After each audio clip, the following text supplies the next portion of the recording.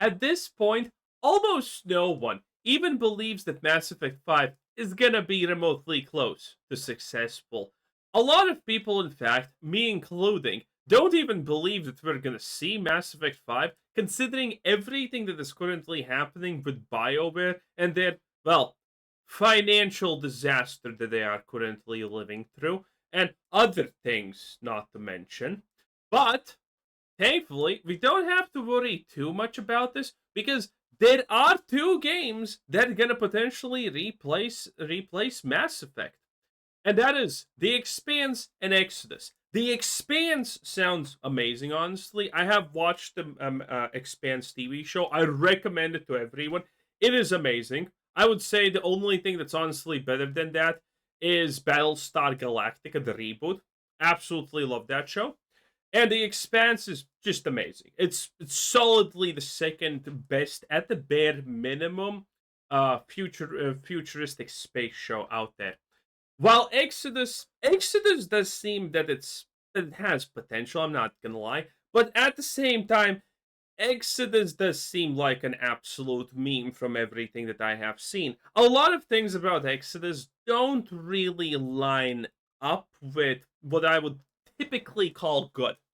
It has a bunch of red flags. One of the biggest red flags about Exodus is that it kind of looks a little bit woke-ish. Now, I'm not actually claiming that it's super woke or anything like that, but it does a little bit look like that. The main roles, the main everything's are all pretty much females. And while that is actually not an issue, that's not an issue 20 years ago.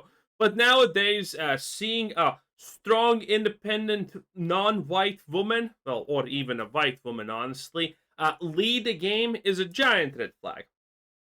And one other thing that looks absolutely off about Exodus is the. Have you seen the meme of what scientists thought that we're gonna look up around this time period in the future from 20 years ago? It's the meme that there's not gonna be any Asians, there's not gonna be any whites, there's not gonna be any blacks. All of us are gonna come together and like create this super amalgamation organism. Yeah, yeah, that's quite fucking stupid, obviously. I mean, that was Vogue before Vogue even existed. And this game is kinda actually doing that idea. So, we're gonna see about this. If you've been with me for a while, then you know it's no secret that I prefer fantasy to science fiction. But it's also blatantly obvious to anyone who takes the time to notice that we've had a serious dearth of sci fi RPGs, especially in the past decade plus. Most RPGs that are released are fantasy, of some sort or another, and very few to any are science fiction. In fact, the only sci fi RPG that came out in recent years is Starfield by Bethesda, but I'm Oh. reluctant to even mention it for a variety of reasons, as it is A, Hey, if you're not gonna mention it, call me. I will shit on it nonstop every single chance I get. Starfield was such a disappointment. I think I have something like 50 or 100 plus videos of me just being negative about Starfield. Man, I love being negative about Starfield. It just makes my day so much better. just not a good game. B, has terrible RPG elements and is a boring. Yeah, yeah, you see this? This is it. This type of human was literally that. Oh, that thing 20 years ago. Man, scientists literally did not know anything that's going to happen, like even 5 years in the future at that point. Neither do they now. NASA punk setting, and C, is not really the type of RPG people envision when they reminisce about, say, Mass Effect, i.e., And by the way, a lot of the things about this game, this is Exodus, by the way. A lot of things about Exodus that you see from the gameplay or whatever, I actually seen gameplay, but it kind of looks scuffed. It kind of looks something that was just made to sell the idea and get people hyped. So yeah, I I have my doubt. I have a lot of doubts about Exodus. it was not in any way a space opera. So yeah, there really has not been much on offer for quite a while, but that will be changing soon. First, less than 2 years ago, we found out that there's a new studio composed of some of the key OG veterans from old school BioWare called Archetype Entertainment, working on a new IP that they've created called Exodus, And extremely recently, we found out that Owlcat, currently the world's #1 studio for making CRPGs, has been working on their own sci-fi title set in the Expanse universe. It's thus not unreasonable to think that we might be at an inflection point in the timeline of sci-fi RPGs, as both games, Exodus and The Expanse, are in myriad ways spiritual successors to Mass Effect, and at least potentially promise as much of the adrenaline, To be fair, I don't think that is a spiritual successor to Mass Effect, but whatever. I mean, space games sounds cool. drama, and adventure that Mass Effect once delivered. And if these titles turn out to be financial successes, then it is very likely that other studios and publishers will seek to copy their success. In this sense, a lot is on the line for the sci-fi space opera genre. But as similar as both The Expanse and Exodus could potentially be to Mass Effect, they are and will be different. And more importantly, although the comparison between I mean, they're not gonna be even honestly close to Mass Effect. None of these things. The Expanse doesn't have alien. Well, it has technically alien. But, you know, the Expanse doesn't have aliens in that sense. The chances are that you're not going to see any aliens in the Expanse universe. Maybe the proto molecule here and there. But, you know. the only two up-and-coming sci-fi space operas makes a lot of sense and is logical, these two games are not the same and will be substantially different in a number of ways. On top of that, the studios making the two games, Archetype Entertainment and Owlcat Games respectively, are very different from each other as well, and it would be useful to compare the two and talk about some key differences. This is the Expanse. Expanse, by the way, is built on a lot of realism. So I'm really excited about that. Some of the cooler things in Expanse is how, based on realism, how the Expanse does it. Ship battles, if that's a thing, could be amazing, honestly. So let's begin with Exodus, because it was the first one to be revealed, and I have covered it a fair bit on the channel. Exodus is a game being made by ex-BioWare devs, and specifically some of the OGs such as James Olin, Chad Robertson, and the writer Drew Karpyshyn. On top of that, they have the sci-fi author giant Peter Hamilton advising them on the project. Archetype Entertainment was founded by James Olin, but is owned by Wizards of the Coast, and the game will be published by Wizards of the Coast. Oh, let's go! Yes, this is how battle scenes look in the Expanse. If you haven't seen this, I don't know about you, but I absolutely love this. I adored this. Something we may Look, come back to later. The key difference between Exodus and The Expanse is that Exodus is very much a from ground up created IP, yeah, this is how this looks. I love it. with James Olin being its chief architect. It's clear that he's been working with a great deal of passion and dedication on the project, which is not just the video game itself, but also a tabletop RPG with a player's handbook and a soon-to-be-announced encyclopedia and yet another book. Clearly, This is pretty much taken from the series. This is, what's the old guy's name? The Phantom Scabbard or the Phantom Sword? That old guy, you know? That one. This is kind of supposed to be like that when he opens up and goes in and he goes with the back in. This is kind of what it's supposed to be. But yeah, look at the this. plans for X Look at this. It's so good. By the way, again, this could be so good. Look, player's handbook. because if the Expanse is done properly, I mean, Dune is a success, right? Dune Awakening is a massive success because it actually does things that the Dune universe is supposed to do. Before the Dune Awakening, now granted it has a little bit of a in-game drama currently happening here with PvP sucking because our geriatric asses are obviously too old for that, and the Zoomers are still playing Fortnite, so they're not going to engage in PvP. But before the Dune Awakening came out, I was pretty excited for it because it was hailed by people. It was done by a studio that literally had the CEO and other people saying out, "Oh yeah, we want to be faithful to the Dune universe. We want to do things like in the Dune universe." And Dune Awakening is a massive success because of it. And The Expanse is just another world that could be as successful as that if they try to do it properly. Like, again, this moment right here. How many of you expected the hatch to just slightly fucking slow? Because that's how zero gravity works. And these two guys, and look. And a soon-to-be-announced encyclopedia. And the other guy. This one, watch. yet another You see that? The clap with the legs. That's actually just engaging the magnets in the boots. Turbo. And then this. Clearly, the plans for Exodus Two simple shots and they're instantaneously floating. Stuff like this, if done properly, is is amazing to create a good game from. Okay? Because this is gonna be fresh, it's gonna be unique. So again, I'm super excited about the Expanse. Exodus can suck a dick. But the Expanse, now that will be good. are big and wide ranging, and it looks like they're striving for the stratosphere. Exodus is also more hard science bound than Mass Effect ever was, which, let's be honest, was largely space magic.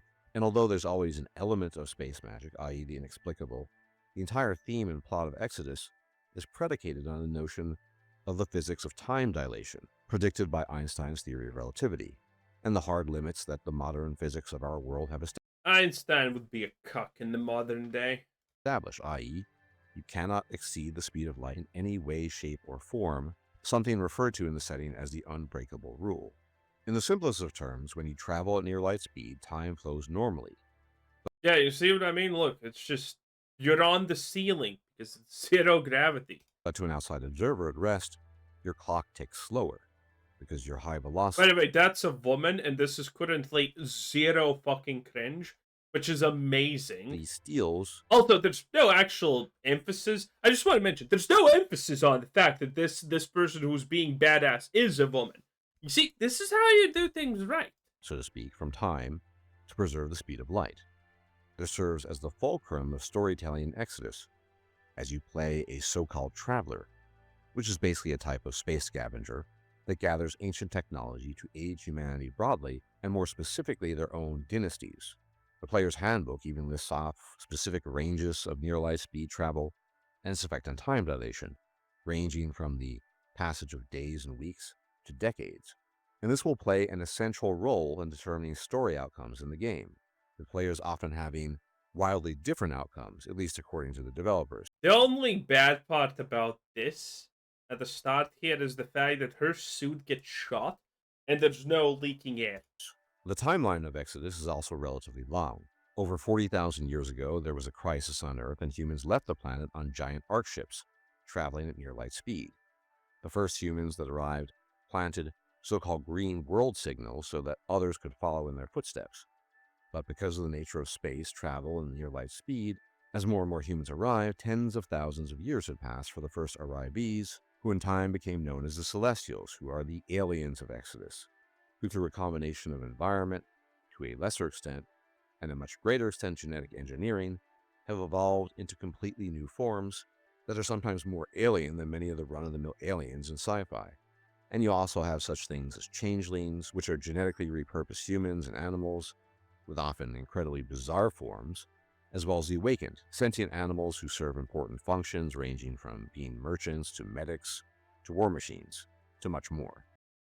They're gonna have to explain how any of that, by the way, makes sense. And again, I don't. Maybe Exodus succeeds, but I have a lot of doubts. I have a lot of doubts. But Exodus does have a couple of kind of cool things about it. Actually, let me Google one thing about Exodus. Exodus Wallet. What the hell is that? Exodus game. Oh, does it have the thing? Is Exodus the one with the Lovecraft? The Exodus game Lovecraft. Does it have the Lovecraft things? Because I don't remember if it was Exodus or was that one more game that had space Lovecraftian stuff in it. Maybe it was Exodus. If Exodus, I think it was Exodus. If Exodus has that, I mean, there's a lot of potential there, but I mean, 50 avenues of potential don't mean shit if you're not actually reaching that potential. I would much rather have something like The Expanse that is potential, but in a singular way, in a singular fashion, and just, a one or two unique things. Not 50, but as long as it reaches that success. As long as it reaches that potential, I'm cool. I don't. A lot of options are nice, but well, if you make a lot of options in a game and none of them are actually good, you're just left with a Dragon Age Railguard, and that's kind of bad. And in the middle of this, you play June, a traveler, as mentioned, from an important dynasty seeking to save his world from a deadly technovirus. Even before the game's release, Exodus goes pretty deep, Yeah, this is by the way the Expanse. and the world building involved and dedication of the people creating this universe is nothing short of impressive. And of the two games, it definitely has a somewhat greater Mass Effect vibe to it. The Expanse, on the other hand, has a much more grounded vibe to it. And I've been recently learning more about the setting, and currently I'm in the process of watching season 1 of the series. The Expanse is a hard sci-fi universe set in a future where humanity has colonized the solar system, but remains divided among three factions: Earth, a resource-strained superpower, so to speak; Mars, a militarized republic focused on terraforming; and the Belt, an oppressed underclass of asteroid miners who have evolved somewhat differently from the others in terms of language and even height. The real space opera aspect kicks in when the discovery of the proto-molecule, an alien bioweapon, triggers a Cold War, leading to the opening of the so-called Ring Gate, a wormhole network connected to thousands of habitable worlds. Some of the themes that are explored are political intrigue, class struggle, and generally speaking, humanity's expansion to the cosmos within the framework of realistic physics that includes. That's actually not a completely correct summary of what happens in the Expanse, by the way. The proto molecule triggers a bunch of mysteries because one of the things that makes the Expanse great, at least at the first seasons, the last season is pretty mem. I think most people know it, but I still want more seasons of the Expanse. Okay, I don't care. I don't give a shit. Give me more.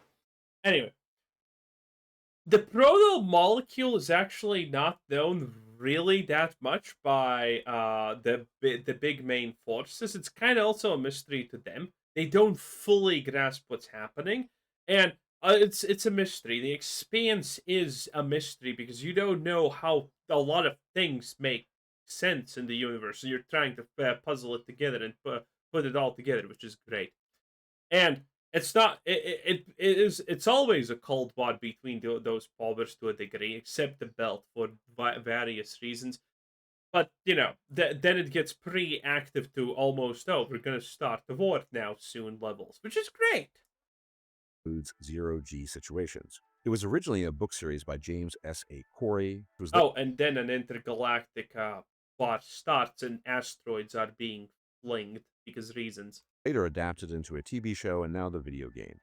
In a nutshell, The Expanse is about humanity's infancy stage as participants on the cosmic stage. Now, I'd say in terms of world building, from a personal point of view at least, I prefer Exodus over The Expanse. The terms of the game are just more epic, with the powerful effects of time dilation, which will be determinative of the story, leading to widely different story outcomes, tens of thousands of years of ancient empires and current-day empires, and human divergence in terms of radical speciation, along with plenty of mystery such as the Elohim and several other factors playing into the mix. I might add that I'm somewhat biased because I have read the novel attached to the game, as well as many other sources of information, such as the player's handbook, among other things. In short, I know a lot more about it, but I really find the idea of genetically engineered humans becoming aliens, with millennial civilizations hiding world-shattering technology behind them, very intriguing. Now, obviously, when it comes to the Expanse, I know less about it, but even given that, it's almost certainly going to be more contained. Sure, on a personal level, at this current moment in time, I know less about it, but we already know that it's going to be more constrained and limited to a small area of our solar system. That in Which is not a bad thing in the slightest, in my honest opinion.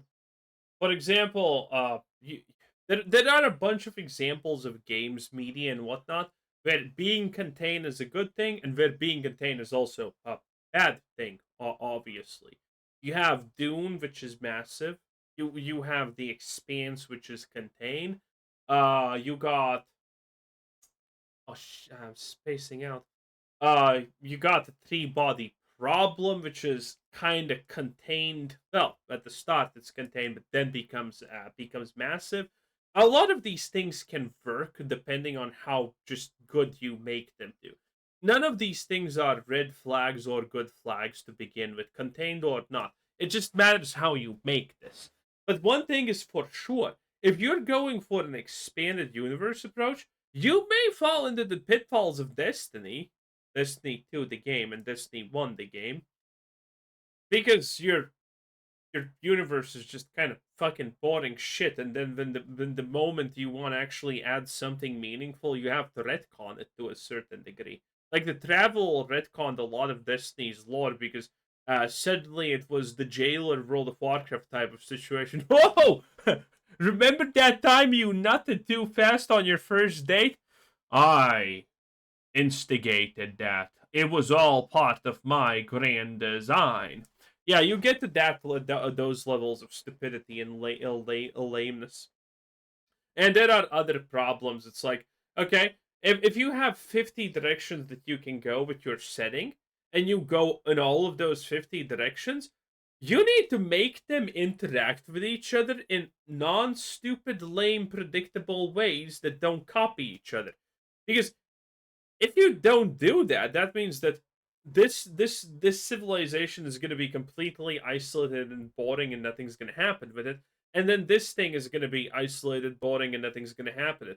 Or maybe you suffered with the problems with World of Warcraft retail, but now we literally have like 100 trillion zillion billion races on Azeroth, and all of them are super friends and shit like that, which is also fucking boring and stupid. In and of itself does not mean it will be a bad game by any stretch, but in terms of tone and setting, I would just say that Exodus is more interesting and does effectively come closer to Mass Effect in this respect, as we'll be basically getting some kind of alien squad member, whether that's a changeling or celestial, and possibly even some kind of robot or cyborg squad member. All that said, both the Expanse and Exodus have something in common, which is ultimately that they are both very human-centric. In Exodus, you play June, a traveler seeking to save his dynasty in conflict with other humans, and very likely Celestials. In The Expanse, you play a Pinkwater mercenary that ends up in trouble with other humans as well as a mysterious alien weapon, but yeah, ultimately, it's all very human. But humanity, as it were, is a topic for a separate video. Despite all of this, I think it's not exactly the content of games with respect to world building that's most critical here, even though that's obviously important, but rather how it's delivered and executed. And here we come to the question of the developer making the game. Who is the better bet going forward? Archetype or Owlcat? It might sound like an odd question to ask, and one can easily enjoy both Exodus and The Expanse, but inevitably, comparisons will be made and drawn between the two games, as well as the developers, so why not do that here? At first glance, it might seem like If it's good, no one's gonna give a shit. If it's bad, I don't also think honestly anyone's gonna give a shit. Archetype clearly has the advantage.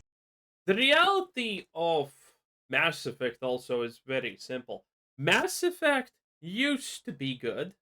It used to be big. It's still quite big and people remember the name, but it's been such a long time since anyone gave a shit about the Mass Effect in general.